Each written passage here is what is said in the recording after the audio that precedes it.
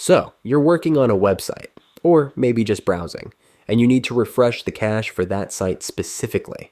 Here's the fastest way to do it. First, right-click anywhere on the web page, then click Inspect. This will open the Chrome DevTools panel. Next, go up to the Refresh button at the top left of your browser and right-click on it. Now you'll see a drop-down with three options. What you want is empty cache and hard reload. Click that and Chrome will clear the cache for this one website and reload it fresh. And that's it. You've just cleared the cache for a specific website without touching any other browsing data. If you want to completely clean the cache on all websites, then click on these three little dots in the top right corner of your Chrome window.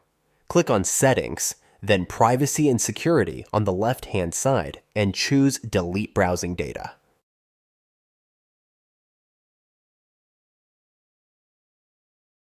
If this helped you out, don't forget to like, subscribe, and hit that notification bell for more tech tips and tricks.